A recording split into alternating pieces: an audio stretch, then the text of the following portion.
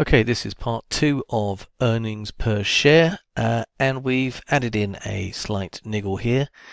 Irredeemable preference shares are paid out after profit after tax, and we have to just take account of the preference shareholders' payments.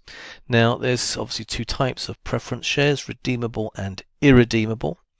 The redeemable are classified as liabilities to the company. Can I spell liabilities?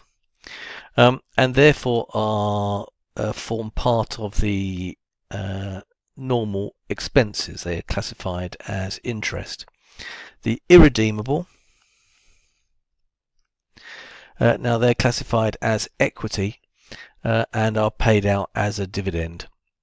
So what we need to do here is just to take out the irredeemable shares.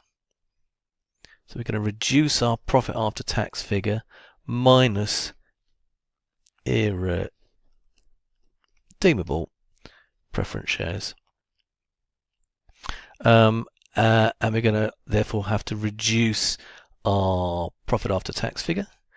In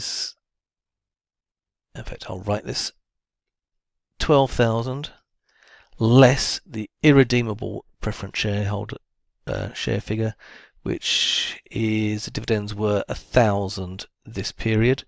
So that's going to reduce our overall EPS to 1,200 minus 1,000 is 1,100. And then divide that by the same number of ordinary shares, 1.1. So that has reduced, obviously, our EPS figure because we've had to reduce the amount of profit distributable to the ordinary shareholders. So just be careful there of the difference between redeemable and irredeemable. We want the equity component, which is the irredeemable preference shareholders, and we take that figure off the profit after tax figure to give, in this case, an answer of 1.1 or 110 pence.